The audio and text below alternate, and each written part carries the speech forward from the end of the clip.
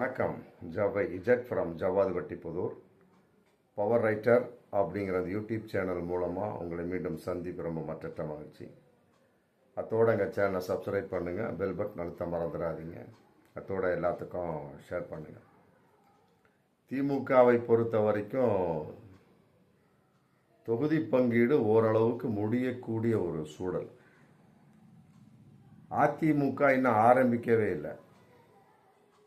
காரணம், தாவேக்காவை எதிர்நோக்கி கொண்டிருக்கிறார்கள் அப்படின்னு ஒரு தகவல்.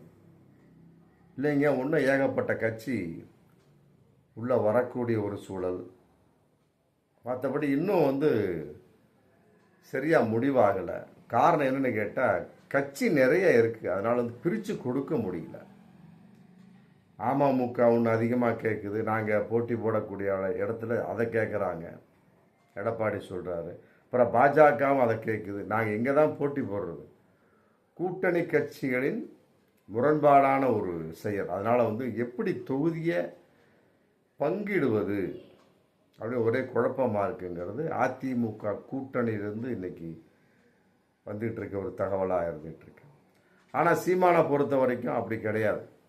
234 தொகுதிக்கும் வேட்பாளரை அறிவிச்சிட்டார். 117 + 117, 117 ஆண்கள், 117 பெண்கள், 50-50 அறிவிச்சு ஊரெல்லாம் போஸ்டரும் ஒட்டியாச்சு. 234 தொகுதியிலையும் நாம் தமிழர் கட்சி வேட்பாளர்களை அறிவித்து இன்னைக்கு தேர்தல் தேதி அறிவிக்கப்பட வேண்டியதான் பாக்கி. தேர்தல் ஓட்டு போட வேண்டியதான் பாக்கி. அந்த அளவுக்கு அவங்க ரெடி ஆகிட்டாங்க. இருந்தாலும் தனித்து போட்டி, அதனால் பிரச்சனை இல்லை. மற்ற கட்சியெல்லாம் அப்படி கிடையாது. எனக்கு இத்தனை சீட்டை கொடு, அத்தனை சீட்டை கொடுன்னு கேட்குறதுலே ஒரு 4-5 நாள் போயிடும். போனாலுமே கூட அது முடிவுக்கு வரணும் இல்லையா? முடிவுக்கு வராத ஒரு விஷயம். திமுக கூட்டணியை பொறுத்த வரைக்கும் காங்கிரஸ் இழுத்துக்கிட்டு இருந்தாங்க. டக்குன்னு அவங்கள ஒரு 28 சீட்டை ப்ளஸ் ராஜ்யசபா கொடுத்தோன்னா ஆஃப் முடிஞ்சு போச்சு. மற்றபடி இருக்கக்கூடிய கட்சிகள் சீக்கிரம் முடிஞ்சிடும். திமுகவை பொறுத்த வரைக்கும் என்ன சீக்கிரம் முடிங்க அப்படின்னு சொல்லிட்டு ப்ரெஸ் பண்ணிகிட்டு இருக்கார் மு.க. ஸ்டாலின். அப்படி ஒரு தகவல் இன்னைக்கு போயிட்டுருக்கு. மற்றபடி சீமான் தனித்து போட்டி. அடுத்தது பார்க்கக்கூடிய ஒரு கட்சி அப்படின்னா தாவேக்காவை பொறுத்த வரைக்கும் கூட்டணி கிடையாதுங்க. கூட்டணிக்கு வர்றீங்களா, நாங்கள் தான் முதலமைச்சர், என்ன சொல்கிறீங்க அப்படின்னு மிகப்பெரிய ஒரு நிலைப்பாடாக இன்னைக்கு நேர்காணலை நடத்தி முடிச்சிருக்காங்க. முதல் கட்ட நேர்காணல் ஒரு 60 பேரை விஜய் செலெக்ஷன் பண்ணியிருக்கிறார். 2.5 மணி நேரத்தில் ஒரு 60 பேரை செலெக்ஷன் பண்ணியிருக்கார். ஒரு ஆளுக்கு 1 மணி நேரம் எடுத்தாலுமே கூட, ஏன்னா புது கட்சி எந்த அளவுக்கு ஒவ்வொருத்தர் இருப்பாங்கன்னு சொல்லவெல்லாம் முடியாது. ஆனால் 2.5 மணி நேரத்தில் 60 வேட்பாளர்களை செலெக்ஷன் பண்ணிட்டார் அப்படின்னா அது ஒரு சந்தேகத்தை ஏற்படுத்தக்கூடிய ஒரு சூழலாக இருந்துகிட்ருக்கு. ஒருவேளை விஜய் தன்னுடைய ஒரு நிலைப்பாட்டாக செலெக்ஷன் பண்ணாரா, இல்லை நிர்வாகிகள் சொன்னதை வச்சு அப்படி பாஸ் பண்ணி விட்டாரா அப்படிங்கிறது தெரியல, அதனுடைய நிலைப்பாடு. இதற்கிடையில் சசிகலா அம்மையார் ராமதாஸை போய் சந்திச்சிருக்காங்க 2 நாளைக்கு முன்னால் தைலாபுரத்தில். வாங்க, ஏன்னா ராமதாஸை பொறுத்தவரைக்கும் இன்றைக்கி வரைக்கும் எங்கே பக்கம் கூட்டணி, திமுக பக்கம் போட்டால் விசிக்கு எதிர்ப்பு, அதிமுகவுக்கு உள்ள நுழைஞ்சு அவர் பையனே எதிர்ப்பு, அப்புறம் பாஜக வழியாக அதிமுகவுக்கு நுழையலாம் அப்படிங்கிற ஒரு கான்செப்ட் இன்றைக்கி வந்தாலுமே கூட சசிகலா அம்மையார் திடீர் சந்திப்பாக ராமதாஸை நோக்கி சந்திச்சிருக்கிறார். எதன் வெளிப்பாடு அப்படிங்கிற ஒரு சூழலை பார்க்கின்ற பொழுது கட்டாயமாக அவர் கொச்சியை இது கட்சி ஆரம்பித்து கொடி ஆரம்பித்து இது அறிமுகப்படுத்தினார் போன வாரம் ஒரு 10 நாளைக்கு முன்னாடி. இன்றைக்கி கட்சி பேரை ஸ்டார்ட் பண்ணிட்டார். அதன் அடிப்படையில் கூட்டணிக்கு தயாராக உள்ளதாக ராமதாஸிடம் சொல்லி வந்ததாக ஒரு தகவல். அதன் அடிப்படையில் நம்ம தாவேக்காவோடு சேர்ந்து போட்டியிடலாம், ஆளுக்கு ஒரு அமௌண்ட்டு கொடுத்து எப்படியோ நாம் ஜெயிக்கின்றோமே இல்லை, பிறர் தோற்கடிக்கப்பட வேண்டும் அப்படிங்கிற மிகப்பெரிய ஒரு உணர்வின் வெளிப்பாடு. சசிகலாவை பொறுத்தவரை அதிமுக தோக்கணும், நம்ம ஜெயிக்காட்டியும் பரவாயில்ல. ராமதாஸை பொறுத்தவரை அன்புமணி தோக்கணும், நம்ம ஜெயிக்காட்டியும் பரவாயில்ல. இந்த மாதிரி ஒரு நிலைப்பாட்டின் வெளிப்பாடாக அவர்கள் ஒரு திட்டம் போட்டிருப்பதாகவும் ஒரு தகவல் போயிட்டுருக்கு. இதன் அடிப்படை இதுக்கிடையில் தாவேக்காவை நெருக்கடி பாஜக பண்ணுறாங்க, எப்படியாவது உள்ள நுழைச்சிடணும் அப்படின்னு. ஆனால் அவங்க சொல்லிட்டாங்க, நாங்கள் தான் வந்து முதலமைச்சர் வேட்பாளர், விஜய் தான், தேவைப்பட்டால் வாங்க, நாங்கள் தான் கூட்டணியோட தலைமை, பிற கூட்டணியில் நாங்கள் சேர மாட்டோம் அப்படிங்கிறதே ரொம்ப தெளிவாக பாஜக இது தாவேக்கா சொல்லியிருக்கு. இருந்தாலும் விடுவதாக இல்லை. நிர்மல்குமார் வந்து இன்னைக்கு பேட்டி கொடுத்துருக்க சமயத்தில் எங்கிருந்து எப்படியெல்லாம் அழுத்தம் வரும் என்று உங்களுக்கே தெரியும் அப்படின்னு இன்னைக்கு பேட்டி கொடுத்துருக்காரு. அதன் அடிப்படையில் அது பாஜக தான். ஜனநாயகன் படத்தின் சம்பந்தப்பட்ட வகையில் இன்னைக்கு அமேசான் அந்த ஓடிடி தளத்தில் ரிலீஸ் பண்ணுற வகையில் 120 கோடி ரிட்டர்ன் கேட்டிருக்காங்க. அப்போ அதன் வகையில் மிகப்பெரிய ஒரு அடி விழுந்திருக்கு. ஆல்ரெடி 500 கோடிக்கு மேலே நஷ்டம். இப்போ திரும்ப அமேசான் ஓடிடி வந்து தயாரிப்பாளர்கிட்ட கேட்டிருக்காங்க, 120 கோடி நாங்கள் உங்கள்கிட்ட கொடுத்தோம். ஆமாம், இன்றைக்கி வந்து படம் லேட் ஆகிட்டே போயிட்டுருக்கு. இப்படி போயிட்டு இருந்தால் நாங்கள் ரிலீஸ் பண்ணி காசு பார்க்க முடியாது, அதனால் வந்து பணத்தை திருப்பி கொடுங்க இப்படி இன்றைக்கி போட்டிருக்காங்க. இந்த மாதிரி ஒரு நெருக்கடி. அடுத்து வந்து சிபிஐ வந்து சம்மன் அனுப்பிச்சிக்கிட்டே இருக்கிறாங்க. அனுப்பிச்ச வகையில் அன்றைக்கி நேர்காணல். அப்போ அதை சொல்லிட்டாங்க. அப்போ 15ஆம் தேதி மீண்டும் கட்டாயமாக வந்து பார்த்தே தான் ஆகணும் அப்படின்னு சம்மன் அனுப்பிச்சிருக்காங்க. அதனால் வரக்கூடிய பிப்ரவரி மாதம் 15ஆம் தேதி ஞாயிற்றுக்கிழமை கட்டாயமாக விஜய் டெல்லி போயே ஆகணும். அப்படி ஒரு நிலைப்பாடாக இன்றைக்கி இருந்துகிட்டு இருக்கு. அமலாக்கத்துறை, மற்றபடி சிபிஐ, மற்றபடி என்ஐஏ. ஏன்னு கேட்டால் வரக்கூடிய சமயத்தில் எத்தனை மாநாடு நடத்துனீங்க, அத்தனை மாநாடுக்கு உண்டான கணக்கு வழக்கு வந்தாகணும்.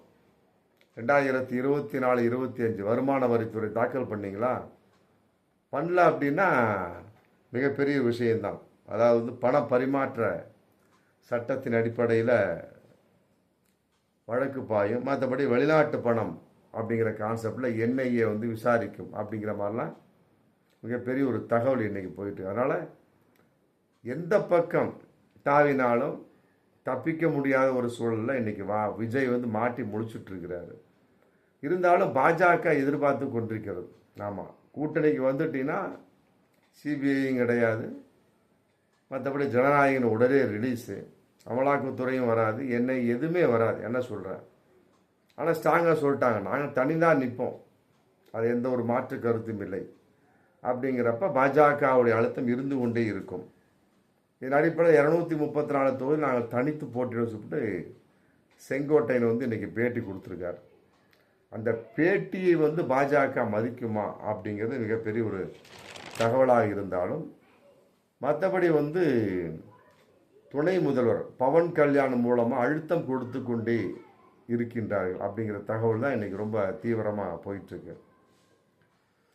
அதாவது வந்து ஜனநாயகன் ரிலீஸ் வந்தாலே கட்டாயமாக பாஜக தாவேகாவின் பக்கம், தாவேகாவின் பக்கம் பாஜக, பாஜகவின் பக்கம் தாவேகா, எப்படி வேணாலும் போட்டுக்கலாம். கூட்டணி ஆகிவிட்டது அப்படிங்கிற ஒரு தகவல் இருந்தாலும் எப்போ வேணால் வந்துட்டு போட்டுங்க, ஜனநாயகன் படம், நாங்கள் அதை பற்றி கவலைப்படவே இல்லை.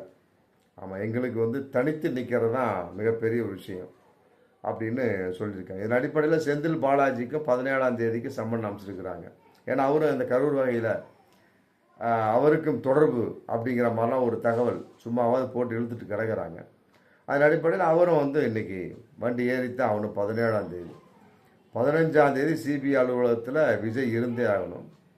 17ஆம் தேதி செந்தில் பாலாஜி திமுக இருந்தே ஆகணும்.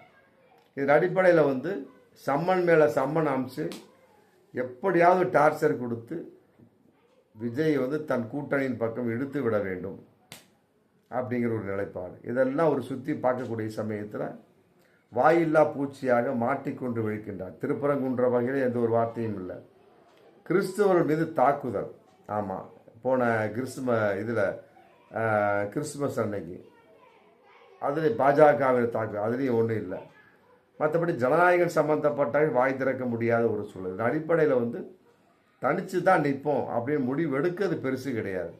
நார்மலாக இருக்கிறப்பயே வந்து தனித்து நின்றாலும் வெற்றி அடைய முடியாத ஒரு சூழல் தான் இன்றைக்கி எல்லா கட்சியுமே. திமுகவை பொறுத்த வரைக்கும் எடுத்துக்கிடலாம், தனித்து நின்றால் வந்து கட்டாயமாக ஆட்சி அமைக்க முடியாது. ஆமாம், அதிமுகவை பொறுத்த வரைக்கும் அதே கதை தான். அப்படிங்கிறப்ப சீமானை சொல்லவே வேணாம், நம்ம ஒரு சீட்டு கூட வராது. தாவேகாவை பொறுத்து இப்போ தான் ஃபஸ்ட்டு.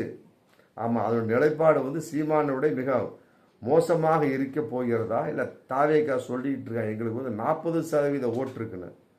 என்ன, அதெல்லாம் நம்பும்படியாகவே இல்லை, எந்த ஒரு ஆதாரமும் இல்லை. இவர்களாக சொல்லி கொண்டு திரிகிறார்கள். மற்றபடி வந்து கூட்டத்தை விஜயை வேடிப்பாக வந்தவங்களாம் ஓட்டு போட்டவளாம் மாட்டான். ஏன்னா அவனுக்கு சில கொள்கைகள் இருக்கு. நடிகனை பார்க்க வந்தவன் கட்டாயமாக அரசியல்வாதிக்கு ஓட்டு போட மாட்டான். அதன் அடிப்படையில் பார்க்கின்றவன் கட்டாயமாக தாவேக்காவும் படு பாதாளத்தை நோக்கி போகும். இதெல்லாம் கூடாதுப்பா. ஆமாம், சசிகலா ராமதாஸ் ஒரு பக்கம் கூட்ட, தாவேக்கா ஒரு பக்கம் கூட்டமாக சப்ஜெக்ட் பண்ணிக்கலாம், அப்படியே ஒரு முடிவு போயிட்டுருக்கு. அதெல்லாம் கிடையாது. நீ அதிமுக பாஜக நாங்கள் இருக்கிறோம், எங்களோட கூட்டணி வந்துடு, இல்லாவிட்டால் அழுத்தத்தை மேலே அழுத்தம் கொடுப்போம். இப்போ பாருங்கள், பிரச்சார நேரம் நெருங்கிட்டு இருக்கு. எந்த நேரத்திலும் தேர்தல் தேதி அறிவிக்கப்படலாம். அதன் அடிப்படையில் நேர்காணலும் பண்ண முடியல, பிரச்சாரமும் பண்ண முடியல. மற்றபடி வந்து தேர்தலுக்கு உண்டான ஏற்பாட்டையும் பண்ண முடியாத அளவுக்கு சிபிஐ சம்மன் அமைச்சு நெருக்கடி கொடுக்கக்கூடிய சொல்லத்தில் தாவேகா விஜய் எப்படிப்பட்ட ஒரு நிலையான முடிவு எடுக்க முடியும் அப்படிங்கிற கேள்வி இன்னைக்கு வந்துட்டு இருக்கு. என்றாலும் பல பேருடைய கருத்து இன்னைக்கு போயிட்டுருக்கு. நாம் ஒரே வார்த்தை, எப்பா பாஜகவோடு கூட்டணி மட்டும் வச்சிடாது, நீ வராட்டியும் வரமாட்ட, அதில் மாற்று கருத்தே கிடையாது. ஒரு சீட்டு கூட வராது. சீமானம் அப்படி தான், தாவேக்கா அப்படின்னா கூட்டணி கிடையாது. அப்படிங்கிறப்ப ஒரு சீட்டு கூட விடாது. ஆமாம், சீமான் பழிச்சு. ஆமாம், ஒரு எந்த கட்சியும் இல்லை. இப்போ தாவேக்காவை பொறுத்த வரைக்கும் ஏதோ சில கட்சிகள் கொடுத்தாங்க. இப்போ சமீபத்தில் 2 நாளைக்கு முன்னால் ஒரு முஸ்லீம் லீக் கட்சி வந்து தன்னுடைய ஆதரவை விலக்கிக் கொள்வதாக அறிவிச்சுட்டு ஆர்எஸ் பாரதி திமுக அங்கே போய் லெட்டர் கொடுத்துருக்குறாங்க. இப்படி இருக்குது தாவேக்காவோட நிலைமை. அதனால் வந்து ஒரு சீட்டு வர வாய்ப்பு கட்டாயமாக இல்லை. என்றாலும் தனித்து நிற்கணும் அப்படிங்கிறது ஒரு நிலைப்பாடாக இருந்தாலும் ஒரு 2-3 சீட்டு வந்தாலாவது ஒரு தனக்கென்ற ஒரு கெத்து காமிக்க முடியும். அதன் அடிப்படையில் என்ன பண்ணுறது, ஏதோ ஒரு வகையில் போட்டு இழுத்து தங்கள் பக்கம் தாவேகா விஜய் இழுத்து கொள்ளலாம் அப்படிங்கிற நிலைப்பாட்டில் இன்னைக்கு பாஜக போய்கொண்டிருக்கு. ஆனால் போயிட்டார் அப்படின்னா பீகார் மாதிரி தான். ஆமாம், தாவேகா என்ற ஒரு கட்சி இருக்காது. அதை வந்து பல அரசியல் விமர்சகர்கள் சொல்லி கொண்டிருக்கிறார். அதை விஜய் கேட்பாரா, இல்லை சிபிஐ பயந்து பாஜகவோடு சேரப்போகிறாரா, இல்லை ஜனநாயகன் படம் எப்படியா ரிலீஸ் ஆகணும்ப்பா, அதுதான் முக்கியம் அப்படின்னு சொல்லி போட்டு அதிமுக பாஜக கூட்டணி சேரப்போகிறாரா, கட்டாயமாக வரும் காலங்களில் தெரியும். என்றாலுமே கூட இன்னைக்கு வந்து திரிசங்கு சொர்க்கத்தை விட இதைவிட கேவலமான ஒரு முட்டு சந்தில் இன்னைக்கு விஜய் மாட்டிக்கொண்டு முழித்து கொண்டிருக்கிறார் அப்படிங்கிறது தான் இன்னைக்கு பகிரங்கமான ஒரு தகவலாக போயிட்டு இருக்கு. பார்ப்போம் மீண்டும் அடுத்த வீடியோ. நன்றி.